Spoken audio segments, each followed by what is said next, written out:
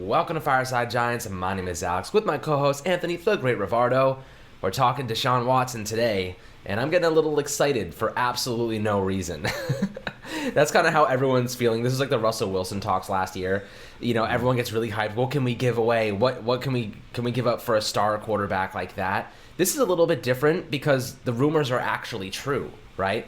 That's the big thing. And, you know, Ian Rappaport just tweeted out a couple of minutes ago, Texans quarterback Deshaun Watson is extremely unhappy with the organization after owner Cal McNair informed him he would be involved in the GM and coach hiring process and provide feedback, but then did neither and then hired Nick Caserio. So that's pretty messed up that he was like, Deshaun, we're going to include you. We want you to be a part of this process. We're going to give you feedback and we're going to hear what you have to say.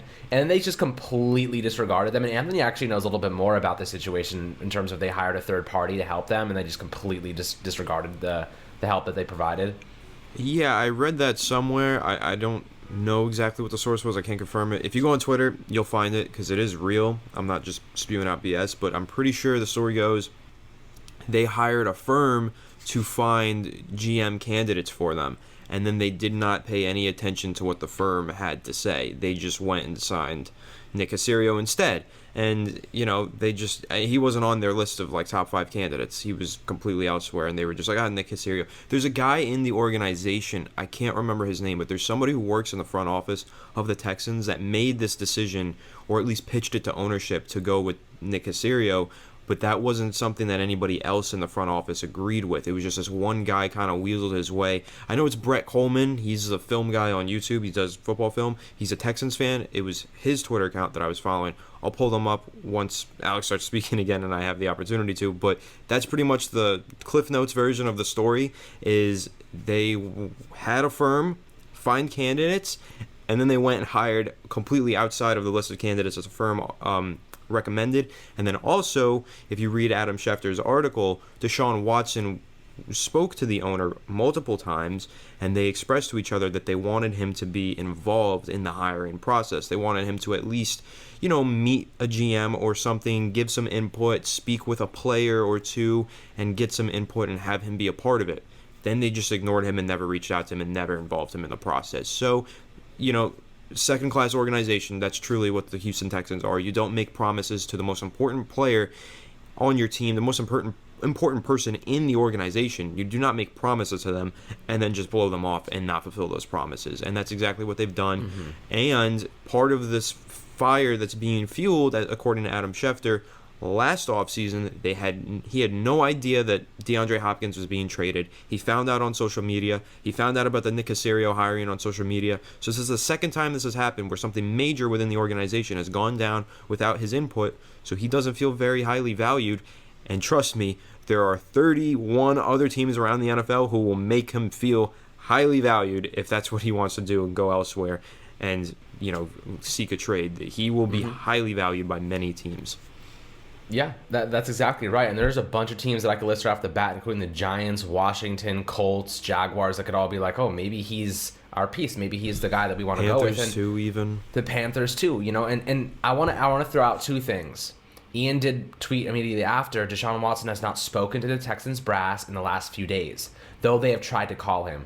Tell me how that's a good thing for Nick Caserio right now.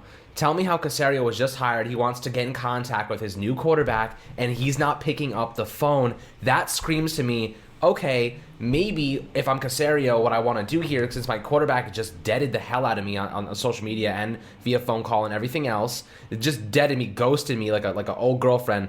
Like, this is exactly what's about to happen if it gets to this point. Caserio could say, you know what? This is my team now. They already traded away DeAndre Hopkins. I'm gonna just go, you know, full send. I'm just gonna full send it. I'm gonna trade him away, gather first round picks, maybe get a good developmental player in the process, and then suddenly you're like, okay, now we're rebuilding the way I want to do it. Because with Deshaun Watson's contract and the way this team is built, it is centered around him. You have to build around him. The Texans are better off just hitting the restart button and going from scratch, because they're gonna waste Deshaun Watson's years trying to rebuild around him right now. And it's kind of like the win now kind of move that Dave Gettleman tried to do with drafting Saquon Barkley. Like, how do you build around a team that needs so much? You know what I mean? So I think if the Giants were like, maybe we could just go out and get him, see what we can offer, throw something on the table, see if it sticks, I would be willing to say, 2 first-round picks and Daniel Jones. I think that's plenty of draft capital, and they get a developmental quarterback who has promise. That wouldn't be enough. Okay, so maybe that wouldn't be enough, but that's 2 first-round picks to add on to this year, right? And that's the 11th overall pick, so you can already guarantee a really high pick, and you get Daniel Jones, who's going into his 3rd year, a good player who has a lot more potential, and the Patriots like Daniel Jones when Nick Caserio was there, so maybe he was someone that was on the Daniel Jones train. That's true. Interesting. That is true. Interesting things to think about. Obviously, all hypothetical. I have no idea. I'm totally fine if they don't do it. If they do it, hell, we're a freaking Super Bowl contending team tomorrow. You know what I mean? Like, that's how these kind of deals go.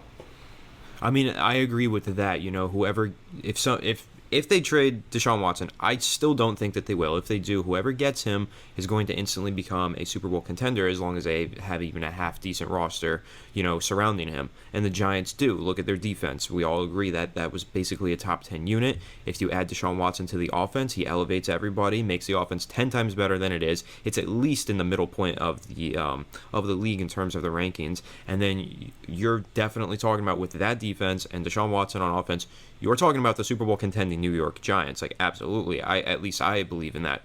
But I don't believe it's going to happen. Benjamin Albright, who's the one who really got this party started this morning and started, churning out these rumors, said that he spoke to somebody, a source, and they said the Texans will not trade Deshaun Watson. That's not going to happen. But then he also said, I asked, hypothetically, what would it take to get a deal like that done? 3 first-round picks, 3 second-round picks, plus a player. That's the answer that he got back. But he still said there's no way that they're going to trade him. It's bullshit. It's bullshit. You know what? Here's Nick the thing, Caserio, how are they going to know? How are they going to know what Nick Caserio would trade him for right now? Maybe he wants to hit the restart button. Maybe he wants. Well, okay, no, I don't think he heard from the Texans. That he heard from somebody else in the league. That's what the price tag would be if the Texans were to do that. That's a prediction. That's a hypothetical. All of this is a hypothetical, but here's the facts of the situation. I'll read them off because I found them while you were talking. Mike Garafolo is the one who said it. He said the Texans interviewed, and then he lists out 5 candidates, and he says sources say those 5 were on the final candidate list search firm Corny Ferry presented to the team. So search firm, like I mentioned, Nick Caserio was not on that list. Jack Easterbay is a wizard. That's the guy that I was talking about. I don't know a lot about him. Texans fans clearly know a lot about him. It's an open wound that's having salt thrown into it. Jack Easterbay is a wizard. He's the guy in the front office that made this happen. So somebody responded to Mike Garafolo and said, "You're telling me another dark arts." He's a Sith. A necromancer. He's a necromancer. Someone responded to Mike Garafolo and said, so you're telling me another underperforming Belichick disciple gets a job he doesn't deserve? Mike Garafolo said, no, not saying that. Caserio is very highly thought of. I'm saying Cal McNair paid a search firm to help him with the process and then went off the board anyway. Supposedly, Easterbay made a big push on Sunday. And then I mentioned Brett Coleman because he was the one who was saying something about Easterbay and saying that he was the guy who was weaseling his way in the organization and calling the shots, even though he shouldn't be. And, all of this put together with the fact that Deshaun Watson is now not talking to the team and is very upset. And even Adam Schefter said there's speculation amongst teammates that he will request a trade. This is a very real story and a very real possibility that Deshaun Watson does get traded.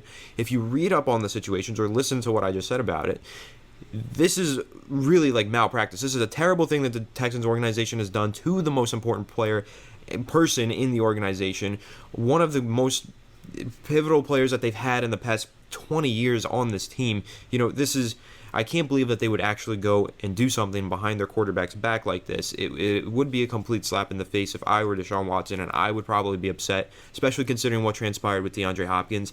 I would probably want to get out of there as well if I were him, and so that's why I'm not going to be surprised if he eventually does ask for a trade. But also keep in mind, you can't trade anybody until March. He has a lot of time to cool off from this. He has a lot of time to speak to Nick Caserio, to speak to the owner, and to get all of this sorted out. They haven't even hired a head coach yet. They're going to do that. Maybe he'll love that hiring. Maybe they'll ask his input on that, and maybe that will patch things up. You don't know. Now I'll say, if they go behind his back and hire a head coach without asking him any input, I think that would be the nail in the coffin. So let's see if that happens. But like I said, it's all hypothetical. It's all speculation. I don't think it's over. I don't think he leaves the Texans personally. If he does, that's really exciting. I don't think a trade like that has ever happened in the NFL where a top 5 player in the league or top 5 quarterback has ever been traded. It would be a blockbuster move, to say the least, and it would be really exciting, and I'd be really excited to see where he goes. and I will be on my hands and knees praying to God that he does not go to the Washington football team or the Dallas Cowboys somehow or the Philadelphia Eagles. Keep him out of the division, please, and thank you. Yeah, well, here's the thing. I think that when ownership promises you something like we're going to include you in a process to hire a general manager, which is the personnel decider, as we know from Dave Gettleman's mistakes and things that he's done in the past, we know how influential a general manager is. When you avoid your quarterback, go behind his back, disregard the entire firm that you decided to engage in this process, you've already disrespected everybody that you care about. You've already disrespected the people that make up your organization, the quarterback of your team. When he was walking off the field in Week 17, he's walking next to J.J. Watt, right? And J.J. Watt says to him, I'm really sorry we wasted a year off of your contract. We wasted one of your prime years. And he says, we could have been an 11-win team. And that's probably if they didn't trade away DeAndre Hopkins. If Will Fuller, didn't have his problem, now he's a free agent. The Texans are screwed right now, and it's because of all the mistakes that they've made and really just lying to their players straight up, blatant disregard of their talent and their emotions. And I want to read through Deshaun Watson's stats from this past year because I think that's pretty fun. This past season, he started in 16 games. The last 3 years, he's pretty much been healthy every single year, and he's been an absolute monster. He almost had 5,000 passing yards this year. Okay, 5,000 passing yards. He had a completion percentage of 70.2 points. That is insane. He scored 33 touchdowns. 33 touchdowns through the air and an additional 4 on the ground. Okay? Sorry, additional 3 on the ground with 444 yards. He threw 7 interceptions. 7 interceptions. And 33 touchdowns and 5,000 yards. And he was sacked 50 times because they don't give a flying crap, I want to curse so bad, about his protection. They have done nothing. Deshaun Watson has to know, he's been a Pro Bowler 3 consecutive years. He has to know right now that team doesn't give 2 rats' asses about him. They don't give a crap about him. They traded away his best weapon. They didn't do anything for his offensive line beside Laramie Tunsil. Their defense is a mess. Which was a bad move. They disrespected him. They disrespected him in the hiring process of the general manager. They've disrespected him in many different ways. And if I'm him, I'm saying, you know what? Trade me. Get me the hell out of here. I don't even know Nick Caserio. I don't want to talk to him. It's already off on a bad foot. Let's see what happens. Look, I'm all hyped up. Like, I'm just excited because the Giants, this is very unlikely the Giants find a way to do this or even consider doing it because they seem so committed to Daniel Jones. But if you let's say they traded away 2 first-round picks and 2 second-round picks, and they used their free agent money to just re-sign Leonard Williams and re-sign and sign a wide receiver, let's say theoretically, his cap hit next year, Deshaun Watson, is only $15.9 million. That's not that high. You could go all in next year and literally be a Super Bowl contending team with our defense. We could be a Super Bowl contending team. It's crazy to say, but I really do believe it's possible. That's my spiel. I mean, I agree. If you put Deshaun Watson on the Giants, like I said, I think that they're a Super Bowl contending team. And here's some more statistics. You mentioned a bunch of them. I'm going to throw out a few more. Deshaun Watson had 5,267 total yards this season. That includes passing and rushing. That accounted for 83.5% of the Texans' offense, which was the highest mark in the NFL. This is according to Pro Football Focus. For him, as a singular player, to account for 83.5% of the Texans' offensive yardage is nuts. That is insane. He carries that team. That's why, here's the thing, right? And this is no disrespect to Daniel Jones, no hate on him. Deshaun Watson's a different breed of quarterback, but I'm going to make this comparison here. Deshaun Watson elevates the play of those around him. Daniel Jones, at this current state, second-year quarterback going into his third year, needs those to elevate their play around him, right? He doesn't elevate the team. He needs more pieces around him. Deshaun Watson's the only piece that you need on offense. He gets it done. He'll figure it out. He was the 3rd highest graded Pro Football Focus quarterback this season, if you hold any stock into that. He is the offense. He is the team. Sure, they didn't win a lot of games this year. Who would win a lot of games with that team? Deshaun Watson's also the highest graded quarterback in PFF history to miss the playoffs. So that's incredible as well, or since 2006. He had a phenomenal season this year, and that was including all the things that you mentioned, all the players that this team was missing. The fact that their coach was fired, week 4, general manager fired week 4. The whole team was in disarray this entire season. He's right. They should have won 11 games this year because he played out of his mind. He had a career year in a year where he was just ravaged by a terrible team. Like, everything around him was terrible. Everything was pointing towards, you will have a bad year this year. And he still had a phenomenal year. Imagine if he was on the Giants, or, don't imagine this, but imagine this in your nightmares, if he was on the Washington football team even, and he was throwing to Terry McLaurin, and he had that defense. I know, boo, you're muted, but boo, I know. But I agree. Boo. But imagine him on the Colts. Now, that's one we can't imagine and, not be too upset about, right? The Colts, I think he wins the Super Bowl. I definitely think that they're in the Super Bowl, or at least really close to it with the Colts. They have a great defense. They have playmakers on offense. Sure, it could be better. But you know what? I think that he might win a Super Bowl on that team. Panthers. Panthers they won 5 games this year? 4 games? 5? He, on that team, I think they're a playoff team. Look at that receiving core. I know their defense isn't that good, but I think he can carry them there. I don't know, man. That's my whole tangent, my spiel. I have 2 names. Deshaun Watson elevates a team. He is phenomenal. I love Daniel Jones. I mean, I think I've made that pretty evident on this channel and through all my content that I do, written, audio, otherwise. We love DJ, but if the Giants had the opportunity, generational. if the Giants had the opportunity to get Deshaun Watson, you do that. You get Deshaun Watson. DJ is not generational. DJ is a developmental quarterback who still has ways to go. Deshaun Watson is generational.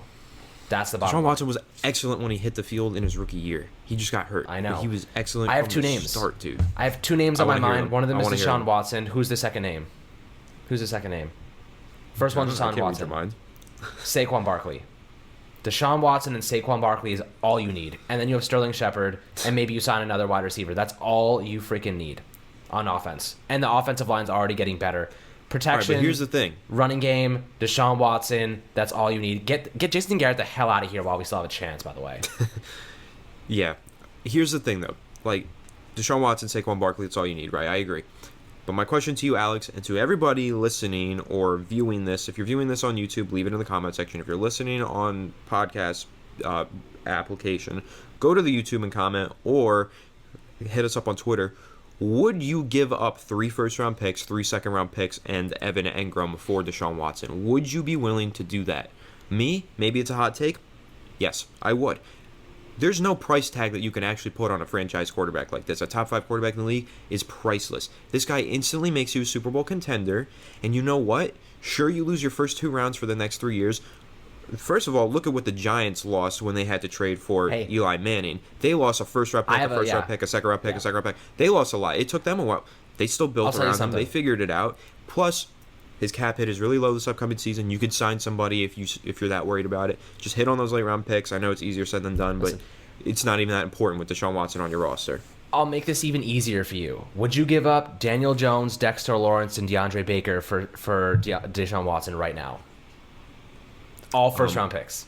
You see what I'm doing here, though, right? I see what you're doing.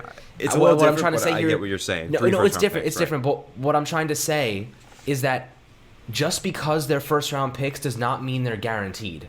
They're not guaranteed players. They're not guaranteed stars. They're not guaranteed anything. So when you trade 3 first-round picks, which I think 3 1s and 3 2s and Evan Engram might be a little bit too much for me, I would do 2 1s, 2 2s, and Daniel Jones. I would do that. And throw in Evan Engram because he's a Pro Bowler. Do that too. Give away DJ, Evan Engram, 2 1s, 2 2s. I will do that any day of the week because as we've seen, first-round picks don't equal generational talent. They don't equal starters at all. And they don't even equal star quarterbacks or adequate quarterbacks at all times. Daniel Jones has had games where he's not even adequate. Dexter Lawrence, I love Dexter Lawrence, but I don't think he's a generational talent. I think he's going to be a fantastic piece down the road, and he's continuing to develop. DeAndre Baker, he's gone. He's off this team. That's the reality. And then you go back a couple years, Eli Apple. Think about him. He was a 10th overall pick. He's not even on a freaking team anymore. You spend first-round picks to get a player like Watson because he is generational. He does run an offense for you. If you put some complementary pieces around him, some decent protection, you are in great shape. And the Giants have a rookie left. Or sorry, actually that's true. A left tackle on his rookie deal. You have a right tackle in Matt Parrott who is, if he ends up starting, could be on his rookie deal. You have Nick Gates who's making next to nothing. You have Kevin Zeitler who's the only person making any sort of money. You have a left guard in Shane Lemieux and Will Hernandez that are still on the rookie deals and can rotate. You have your offensive line taken care of. You have your wide receivers. Obviously you want to sign somebody or draft somebody in the second, third round, trade up, whatever you got to do to get a decent guy. or sign somebody. You still have Sterling Shepard, Dante Pettis, Darius Slayton, and I bet you $100 Deshaun Watson can make those guys look like studs. Oh yeah, that's how I feel. Yeah, and you know what? That's it's it. funny enough, but the Giants' current offensive line might be the best offensive line that Deshaun Watson ever got to play behind, if he were to play behind it. And that's funny because we've had plenty of complaints about this line, but it's probably accurate. He has not had protection at all in Houston, but he's still been phenomenal. And, you know, this is just a strange development. It's crazy, but, you know, I am excited to see where this might go and who he might end up with if he does indeed ask for a trade. This could be a really exciting moment for the NFL in 2021. Way to kick off an off season if that's what happens. Look, man, here's the thing. I love this type of the drama and rumors because it gets me all excited about, like, you know, but don't get your hopes up. Scenarios. Everybody listening, do not get your hopes up. I don't have my hopes up. The only thing I'm excited about is the pasta I'm about to eat. That's really it. Like, this is just fun. It's like 5 days after the season's over and we're already talking about, like, cool, like, trade things. It's just fun, you know? Like, this is what makes the offseason so exciting, fun, and entertaining is crazy stuff like this. And I'm here for it, honestly. I love going through it. I love the hypothetical scenarios because, honestly, it's a little bit more exciting than watching the Giants miss the playoffs for the third consecutive season. Okay? That's how I feel. I'd rather, like, sometimes talk about crazy hypothetical trades than watch the film where Jason Garrett's running hook routes over and over and over and over and over and over again. Like, this is the point that I'm at. Anthony can attest. We've watched a lot of film. We've watched a lot of football. We've covered a lot of the Giants, and it's most of the time not that great the past couple of years. And this is exciting, man. This is like I'm going to have at least 3 or 4 days of dreams where Deshaun Watson takes off running and avoids pressure in the pocket and slings a ball at Darius Slayton 70 yards downfield. And I'm going to be like, you know, it was worth talking about just for that dream, even though it's probably not going to happen. I'll have some good dreams out of it. You know, that's the positivity that I'm going to take away, and why I love the offseason. You never know. It's just fun. Yeah, I mean, you know I'm absolutely about to go play some Madden 21 and make this trade and then look at all the hypothetical scenarios that'll happen because of it. You know, it'll be fun, and that's what this is. You know, football, it's a sport, you know, and sports are fun. This is fun, and you know what's a lot of fun is discussing this stuff in the Discord server. Go join. That's shameless plug. Let's tie in, and we have officially launched, as per all of your requests, a Fireside Giants Discord server where you guys can come in and hang out and chat Giants with us, with other fans just like you who enjoy our content. You'll get updated on all of our content as it releases in live time. You'll be able to give us your input on our content, feedback, help us, you know, improve the content, make it as you want it to be. It'll be a really fun time. The link will be in the description. It will be in the comment section. Go download Discord if you don't have it already. Go join the server. Behave yourself for the server. And let's have a fun time talking Giants and sports in general. You could, you know, there's other channels in there that you could talk about sports. And so it'll be a fun time, and, you know, it'll help us really cater our content to be exactly as you like it. Yeah, absolutely. And as we grow, you guys will have direct access to us. You know, hopefully the plan is to get credentials, the whole 9 yards, and like that'll make it even more exclusive for you guys, because then we're going to start to, you know, really close it down into, you know, who we really think deserves to be in it, like the super fans and stuff like that. So imagine we got, you know, we have an interview coming up because we're about to go to the stadium. We're going to go talk to Joe Judge, and then in that Discord, we're just like, all right, guys, get your questions ready. We're picking our favorite question. That is our vision for this. That is a realistic vision that we share together and a realistic goal that we have. That's with Empire Sports Media is very realistic. So this is a unique opportunity for you guys. Get in on the ground floor. Start enjoying this now. We won't forget the OGs. We definitely won't forget you guys. So, you know, get involved with this. It'll be a lot of fun. At the very least, just talking Giants in the Discord channel with you guys. Absolutely. And a couple other things. We want to do like in-game meetups, so that's where we'll navigate those type of things. We'll plan those type of things to get you guys involved. Tailgates. And because we're young and we play video games and stuff, we're going to do that. Among Us streams and Madden and whatever other games you want to play, we are going to do that kind of stuff. We're going to get players on there. That's our goal. And I've been saying, we have a hookup. We're going to get Darnay Holmes and Jabril Peppers on a film review. That'll be exclusive level content that we're going to probably drop to the exclusive level members first. There's a lot of awesome stuff. And like we said, like Anthony, how old are you? 21? 20? Me? I'm 19, dude. You're 19. Yeah, see, like he looks like he's 40 because he's Italian, but funny he's guy, 19. He's 19. He's 19 with a bowl of meatballs. and I am 24. So we are very young, and we're still, developing and growing, and we have a lot of big dreams for this, and you guys are going to be a big part of that. As we grow, you'll be in it from the ground floor, like Anthony's mentioned, and we want you guys to be in it, like getting the exclusive level content before anybody else. We're going to change the game, and we want you guys to be the first ones to experience it. So that's all I got. That's my spiel. But, guys, as always, thank you so much for joining us on Fireside Giants, talking Deshaun Watson, hypotheticals, fun offseason. We're super excited to dive into the draft stuff. We just dropped an Xavier McKinney video with Chris the Entertainer. It's really, really cool. We break down Xavier McKinney's film from Week 17. He looks fantastic. 8 tackles. He had an interception, another one that was called back. Some really fantastic wide receiver screen stops. Everything we expected from him is coming true, and we're excited to see him develop and this Giants team take steps forward, maybe with Deshaun Watson. So as always, we will catch you guys on the next video.